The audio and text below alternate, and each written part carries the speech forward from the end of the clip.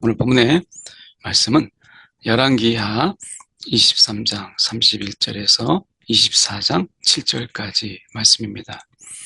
31절 여호아하스가 왕이 될 때에 나이가 23세라. 예루살렘에서 석 달간 다스리니라. 석 달간 왕이 됩니다. 여호아하스가. 그리고 그의 평가는 아주 짧아요. 조상들의 모든 행위대로 여호와 보시기에 악을 행하였다. 이렇게 말씀해요. 3개월의 시간이지만 아버지 요시야의 종교 계획을 따르지 않고 이어서 하면 참 좋았는데 이 여호아스는 오히려 그 아버지보다는 그 앞에 조상들의 모든 행위대로 여호와 보시기에 악을 행하였다. 이것은 인간이 죄성을 가진 인간이 어떤 이 권력을 의지해서 이 본능적인 쾌락과 정욕 또는 우상 숭배 이런 어떤 본능에 충실했다 이렇게 볼 수 있어요.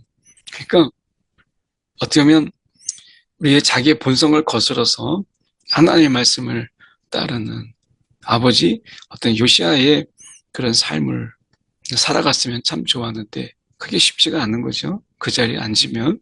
그래서 여호아스도 하나님 보시기에 악을 행하였다라고 이야기합니다.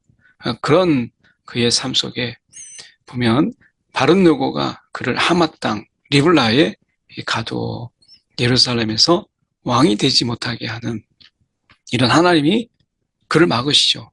왕이 되지 못하게. 그리고 그 리블라라고 하는 것은 어떻게 보면 우리가 그 애굽이 세운 일종의 군 사령부 장소인데 거기에 가둬버린 거예요. 그리고 이 벌금 은 100달란트와 금 1달란트를 벌금으로 이거는 매년 이제 벌금으로 내는 일종의 속국이 된 거죠. 그리고 결국에는 그가 왕이 되지 못해요. 3개월 만에 그렇게 되고 이제 바르노고가 요시야의 또 다른 아들 어떻게 보면 이 여호아스의 형이죠.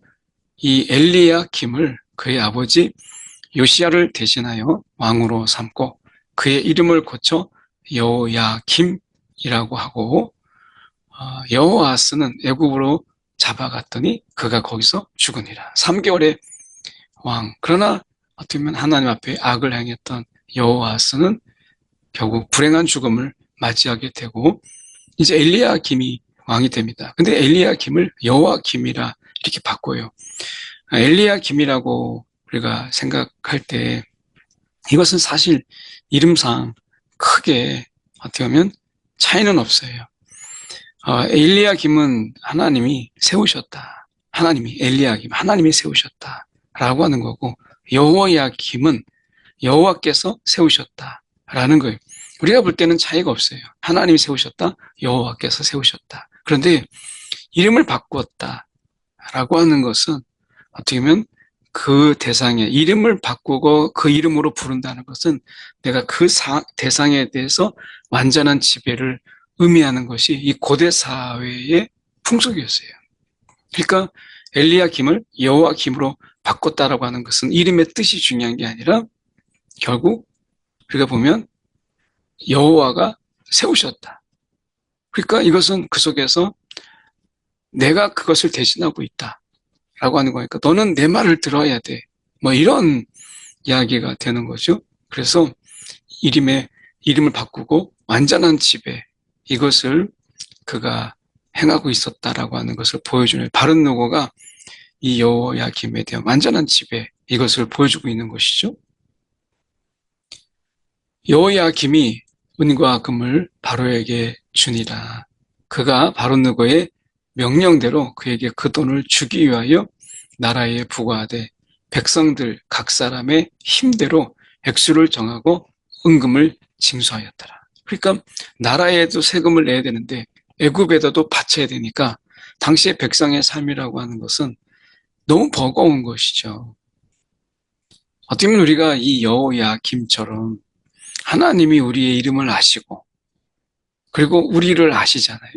우리 이름을 부르시는 하나님. 우리의 이름을 우리가 아시고 그리고 우리 이름으로 부르시는 하나님. 그러니까 하나님의 음성을 듣다 보면 사무엘아, 사무엘아 이름을 부르세요. 사울아, 사울아 하는 것처럼 우리에게도 기도 중에 아마 여러분도 경험하시겠지만 하나님이 이름을 부르시잖아요. 하나님이 이름을 아세요. 이것은 고대 사회의 이 부분으로 본다면 하나님이 전적인 하나님의 사랑의 통치가 우리 가운데 불려주는 거예요. 그분이 우리의 이름을 부르신다라고 하는 것은 그분의 사랑으로 완전히 덮여 있다라고 하는 것이죠.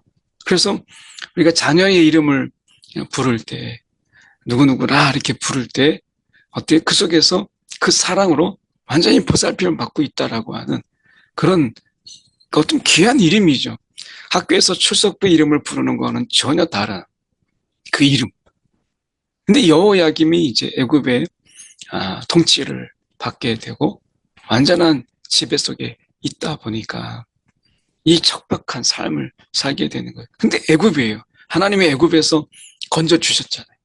근데 어떻게 보면 하나님이 하나님의 말씀대로 살아가도록 그들을 구별된 백성으로 부르셨는데 애굽에서부터 그런데 결국 그들은 하나님을 버리고 그리고 하나님 없는 삶을 살다 보니까 결국엔 하나님이 그들을 건져 주셨는데 애굽에 돌아간 건 아니지만 그러나 그들이 애굽의 지배 속에 살아가는 것을 보게 돼요. 역사에 참 아이러니고 어떻게 보면 우리가 하나님께서 그들을 나오게 하셨는데 다시 그들의 지배 속에 있다라고 하는 부분 속에서 하나님이 완전히 배제되고 그리고 하나님이 그들 속에서 없는 계시지 않는 이런 존재가 돼버린 것이죠. 이름만 남았어요. 여호야김. 여호와께서 세우셨다. 이름만 남은 거예요. 오늘 우리의 신앙 속에서 우리가 이름만 남은 신앙 되지 않고 우리가 정말 이름 그대로의 신앙이 필요한 것이죠. 여호야김, 여호와께서 세우셨다. 그렇다면 하나님을 바라봐야죠. 하나님이 나를 세우셨는데 그러면 그것에 대한 용기가 그리고 기도가 간절함이 그 절박함이 필요했는데 여호야김은 그렇지 않았어요. 여호야김이 왕이 될 때에 나이가 25세라 예루살렘에서 11년간 다스립니다. 그가 그 11년 동안의 시간 동안 어떻게 보냈는가를 보시면 여호야김이 그의 조상들이 행한 모든 일을 따라서 여호와 보시기에 악을 행하였더라. 악을 행한 거예요. 이때 지금 그가 어떻게 악을 했는지 하나의 구체적인 예를 보여주거든요. 24장으로 넘어가서 여호야김 시대에 바벨론의 왕 느부갓네살이 올라옵니다. 여호야김이 3년간 섬기다가 돌아서 그를 배반해요. 이 배반 속에서는 하나님을 의지해서 그런 거 아니라 이것은 애굽을 의지해서 그래요. 만약에 여호야김이 하나님의 말씀을 알았다면 바벨론에 복종해야 돼요. 바벨론에 항복해야 돼요. 근데 3년간 섬기는 것처럼 했다가 배반합니다. 애굽을 믿은 거죠. 애굽을 의지하지 말고 하나님을 의지했다면 하나님의 계획은 그 바벨론의 그 다스림 안에 70년 동안 하나님이 바벨론의 그 수하에 있게 하신 거잖아요. 그런데 여호야김이 이것을 배반해요. 이 배반했던 것은 당시에 주전 605년에 아주 유명한 전쟁이죠. 갈그미스 전투에서 애굽이 패합니다. 그래서 이 당시에 팔레스타인 지역의 지배권이 이제 애굽에서 바벨론으로 넘어가게 돼요. 그래서 이 바벨론 왕을 섬겼던 것이죠. 그래서 이제 그 통치 영역이 애굽에서 이제 바벨론 넘어갑니다. 이 갈그미스 전투에서 바벨론이 이기거든요. 그러다가 이제 4년 정도 지난 601년에 주전 601년에 애굽이 굉장히 이제 강력한 저항을 해요. 그래서 바벨론이 잠시 이 팔레스타인에서 퇴각을 합니다. 그래서 어떻게 보면 그때 당시에 주춤해서 이제 바벨론이 퇴각할 그때가 이제 바로 이 여호야김이 3년 섬기다가 배반했던 시기하고 맞아 떨어지는 거예요. 그러니까 어쩌면 이때 여호야김이 애굽이 저항하니까 바벨론이 물러가네. 야, 그래서 바벨론을 우리가 배반하고 애굽을 의지했던 것이죠. 하나님의 말씀이 어떻게 보면 바벨론에게 이 항복하라고 했던 것인데 이 말씀을 무시하고 세계 정세의 흐름에 따라간 거예요. 하나의 말씀에 민첩한 게 아니고. 그래서 이 여호야김이 배반하는 가운데 일어나는 일이 이렇습니다. 여호와께서 그의 종 선지자들을 통하여 하신 말씀과 같이 이제 갈대아의 부대, 바벨론이죠. 갈대아의 부대. 이 갈대아의 부대의 주력 부대가 당시에 이 아람에 있었습니다. 그래서 아람의 부대와 모압의 부대와 암몬 자손의 부대, 이런 모압과 암몬도 당시에 바벨론의 그 지배력 안에 있었기 때문에 이제 같이 어떻게 보면 이 남유다를 치기 위해서 올라오는 거예요. 그 유다를 쳐 멸하려 하시니 이것은 어떻게 보면 하나님께서 이제 유다를 심판하고자 하는 하나님의 진노가 있음으로 인해서 세계 역사를 보면 그냥 흐름이 지금 강대국이 바뀌었구나 라고 생각하지만 어떻게 보면 서로 간에 애굽과 바벨론 속에서 이런 엄청난 전쟁 속에서 그들이 이런 전쟁을 하는구나. 세계 정세가 이렇게 바뀌었구나. 급변하구나. 이게 아니라 여호와께서라고 말씀하시잖아요. 여호와께서 세계 역사의 주관자시고 그분이 지금 이런 전투를 통해서 유다를 쳐 멸하려 하시니 이렇게 말씀하세요. 지금도 역사의 주관자는 하나님이십니다. 이 일이 유다의 임함은 당시의 세계 정세의 급변한 정세가 아니라 어떻게 보면 바벨론의 어떻게 보면 그 야욕, 어떻게 보면 제국의 더 넓은 땅을 찾으려고 하는 그들의 어떻게 보면 욕망, 이게 아니라 여호와의 말씀대로 그들을 자기 앞에서 물리치고자 하심이니 하나님께서 이 유다에 대한 하나님의 진노 말씀하잖아요. 이는 중요하게 므낫세에 지은 모든 죄 때문이다. 므낫세가 55년 동안 통치한 가운데 지었던 그 모든 죄 때문에 그런 것이다 라고 분명하게 말씀하세요. 죄로 인한 하나님의 심판, 하나님의 진노라고 말씀하죠. 겉으로 볼 때는 세계 정세지만 그러나 하나님의 진노와 심판이었다라고 하는 것을 분명히 말씀하세요. 또 그가 무지한 자의 피를 흘려 그의 피가 예루살렘에 가득하게 하였습니다. 여호와께서 사하시기를 즐겨하지 아니하시니라. 그러니까 하나님이 이러한 보복, 무지한 자의 피, 하나님 이거 들으시고 그리고 그거에 대한 하나님이 보복하시잖아요. 이것이 그들 가운데 있었다라고 하는 거예요. 여호야김이 그의 조상들과 함께 잠에 그의 아들 여호야긴이 대신하여 왕이 되니라.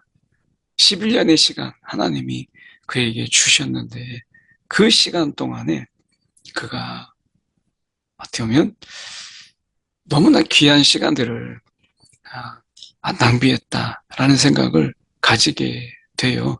어떻게 보면 하나님이 주신 그 귀한 시간들인데 그가 어떻게 이 아버지 어떻게 보면 요시야의 이런 그 마음을 따라가지 못하는 것을 보면서 우리가 아버지가 분명히 귀한 영향력을 주는 것도 필요하지만 본인의 이런 신앙, 하나님 앞에 굳건히 서려고 하는 이런 마음들이 필요한 것이죠.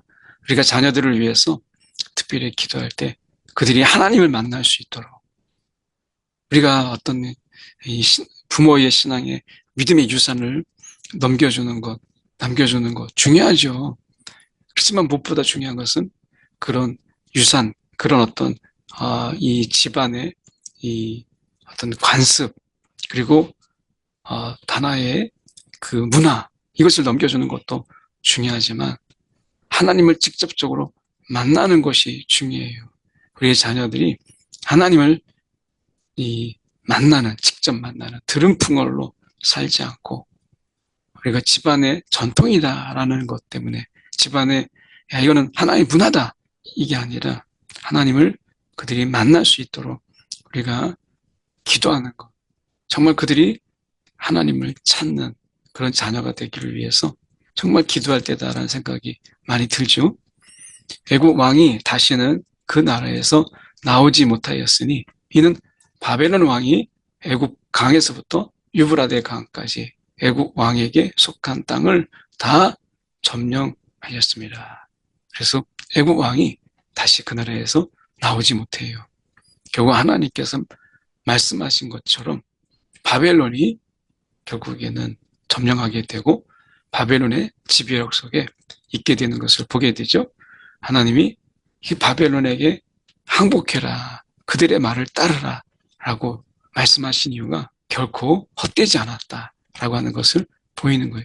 하나님이 말씀하신 것을 반드시 이루십니다. 오늘도 그분의 말씀에 우리의 생명이 거기에 있는, 그리고 그 말씀으로 우리가 살아가는 저와 여러분 되기 원합니다. 기도하겠습니다. 사랑에 많으신 하나님 아버지, 오늘도 하나님의 말씀 귀를 기울이게 하시고 우리의 삶과 생명이 그곳에 있음을 잊지 않게 하여 주시옵소서.